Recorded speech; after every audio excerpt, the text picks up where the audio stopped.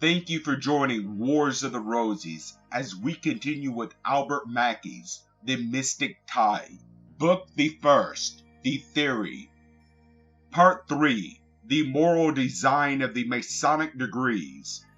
A Mason is obligated by his tenure to obey the moral law, and if he rightly understands the art, he will never be a stupid atheist, nor an irreligious libertine. Ancient Charges, Chapter 1. Freemasonry, as I have already said, has been defined to be a beautiful system of morality veiled in allegory and illustrated by symbols. It is this which at once constitutes its excellence as a code of ethics and its beauty as a system of instruction. It is, in fact, one vast epilogue whose object, like that of the fanciful fables of that eastern land whence it sprang, is to inculcate virtue by the attractive form of emblematic devices. Hence there is no ceremony of our institution, not even the minutest, and apparently the most trifling, that is not clothed with some symbolic significance, and that does not, in its very use, teach the skillful Mason the practice of some moral precept. The lights that are placed in our lodge, while they serve to disperse the physical darkness, are intended also to shed the rays of intellectual illumination. The distinctive vestments with which we are clothed, and the appropriate jewels which distinguish our officers, have each their emblematic meaning, and the very tools which were used by our operative ancestors have been diverted from their original intention and served in the speculative order to convey important lessons of morality. The system of allegorical instruction is not, however, confined to these minor points. It is extended throughout the whole construction of the Masonic fabric, which, like a vast mansion, divided into many apartments, contains, in each degree of which it is composed, a distinct and separate inculcation of some virtuous principle, the practice of which is indoctrinated by our peculiar system of symbols and allegory. The character of this system of instruction will be better understood by a detailed view of the organization of the three primitive degrees, although to test its truth or fully to comprehend its beauty, each inquirer must enter for himself upon the search. Author's note: I do not extend these illustrations further than these primitive degrees, not because the higher degrees will not admit of them, but because I desire that everything contained in this work shall be applicable to the general system and be comprehended by every Master Mason.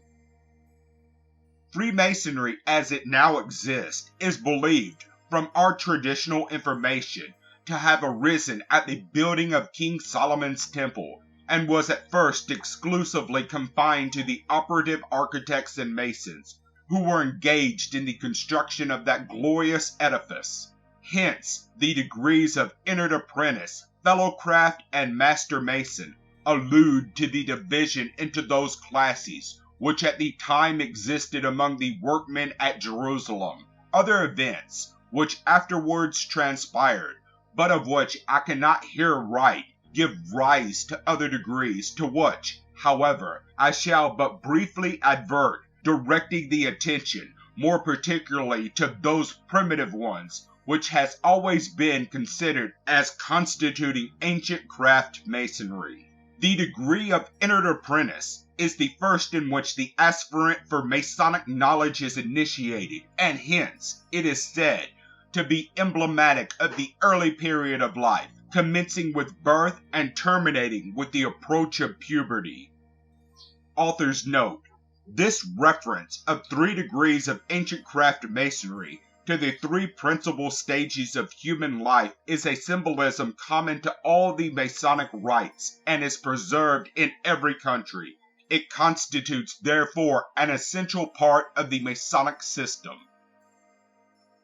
This allegory, by all the ceremonies, symbols, and instructions of the degree, is conveyed to the candidate with a beautiful consistency, The blind ignorance and helplessness and destitution of infancy are impressively portrayed. The first lessons of faith in God, of hope for immortality and charity to all mankind are emblematically inculcated. The necessities and advantages of a virtuous education are pointed out.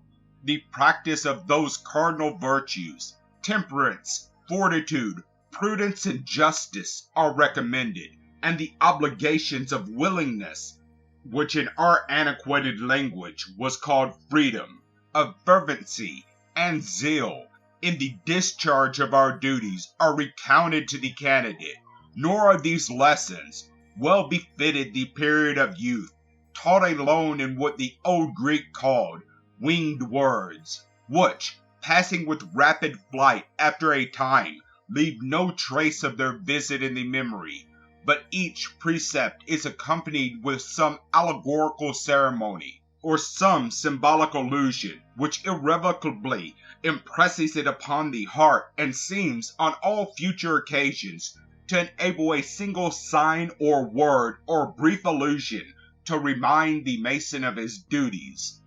In the second degree, as a fellow craft, the candidate is made to represent the period of manhood.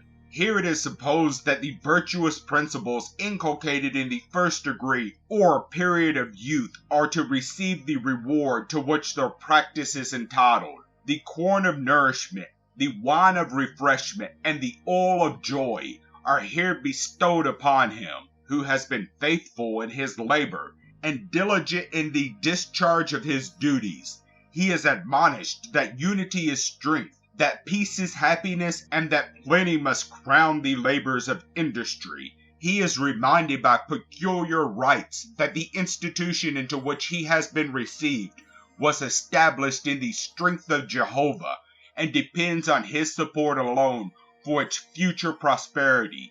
But the fellow craft, in his representation of the stage of manhood, is taught to extend the principles of education, which were instilled in the first degree, to the acquisition of useful knowledge.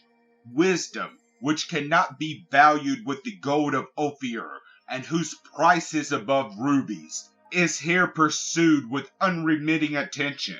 The human senses, those avenues to all human intelligence, and the liberal arts and sciences, by the pursuit of which man elevates his condition and enlarges his mind, are made the subjects of impressive and interesting contemplation, as leading the grateful recipient of these truths to that humble reverence and fervent adoration of God, which forms a striking portion of the ritual of this degree.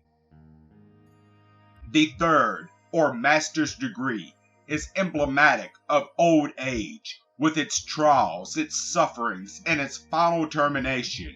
Youth has long since passed away. Manhood has fallen into the sere and yellow leaf, but the virtuous principles inculcated in the one and the useful knowledge acquired in the other are now to exercise their legitimate province in sustaining integrity and truth. The lessons inculcated in this degree are so unutterably beyond what any mere description can convey, and so far surpass anything that the candidate has yet received, that the attribute of sublime has been, by unanimous consent, conferred upon it.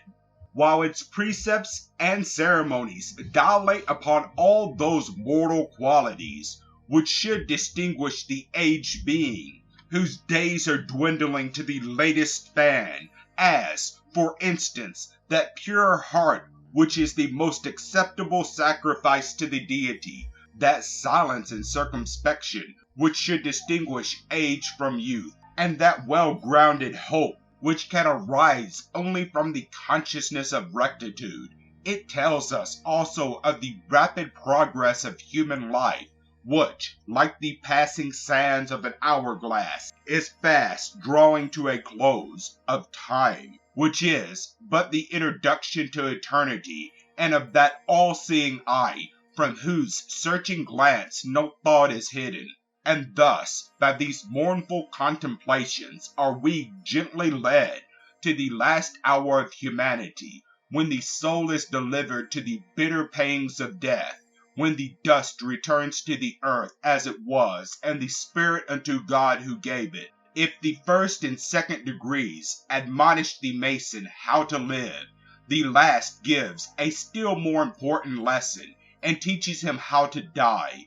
Thus it is that, in the first inception, Freemasonry becomes a science of morality and teaches, by its very division into various distinctive grades, lessons of wisdom and piety. But if we penetrate still further into its mysterious recesses, we shall find the same moral and religious character pervading its whole organization.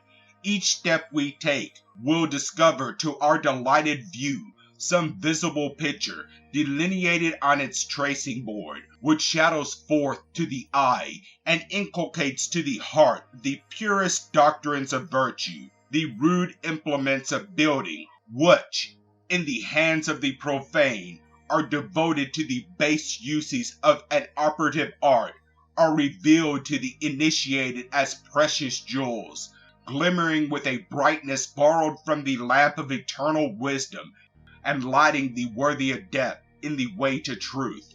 Hence Masonry has properly been called a science of morality, its morality consisting in the precepts which it inculcates and the practice it demands from its followers, and its science in the process by which these precepts are taught and this practice maintained. The doctrine which I have here endeavored to establish of the moral tendency of Freemasonry is confirmed by the concurrent opinions of all other writers, and, indeed, will be found to be abundantly corroborated by the testimonies of the most distinguished Masons, inserted in the present work. It may, however, be deemed expedient to adduce, before concluding this article, a few authorities in support of the statement which has been advanced.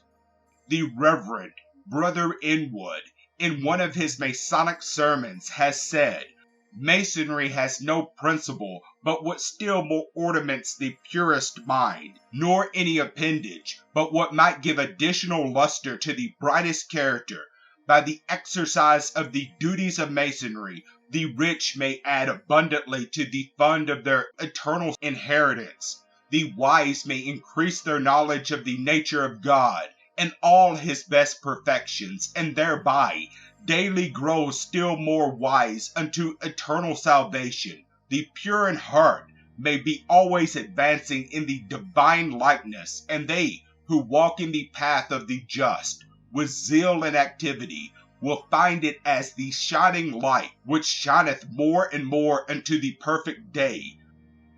The Reverend Dr. Harris, speaking of the moral lessons of Freemasonry, says, "In our lodges, they are illustrated by the most engaging examples and enforced by the most pathetic lectures, while the signet of heavenly truth stamps them on every yielding, receptive heart in characters indelible. This solemn declaration I make in the fear of God, as well as love of the brethren." The Reverend Mr. Hutchinson describes the moral design of the institution in the following language: "It instructs us in our daily duty to our neighbor, teaches us not to injure him in any of his connections, and in all our dealings with him, to act with justice and impartiality. It discourages defamation. It binds us not to circulate any whispers of infamy, improve any hint of suspicion, or publish any failure of conduct. It orders us to be faithful to our trust, not to deceive him with relief upon us, to be above the manners of dissimulation, to let the words of our mouths express the thoughts of our hearts, and whatsoever we promise righteously to perform. One thing is clear," says another reverend writer, "that every sign and symbol which we use offers a lecture to the thoughtful mind, reminding us of our mortality and how to conduct ourselves during it, and of our immortality and how to strive so as to pass through the tomb of transgression and the valley of the shadow of death unto it. And thus we teach, and so our craft, exempt from public haunts, find tongues in trees, books in running brooks, sermons in stones, and good in everything. And so in one of his earlier works, Dr. Oliver has observed that each individual ceremony, how insignificant soever it may appear, when standing alone, is still a star which sheds its luster on religion, and the whole united system is a bright and burning constellation, which blazes amidst the darkness with unfading splendor, and proclaims with the voice of angels, glory to God, peace on earth, goodwill towards men. The Reverend Henry Grills, in referring the origin of our order to Solomon's Temple, thus dilates upon the union of science and morality among the craftsmen engaged in the erection of that edifice, a union that has descended to their speculative successors. If we trace our order by the science which gave it birth, without recurring to the creation as has been done, or to the chief subject of creation, man, we shall find it of great antiquity, but without contending for a higher origin.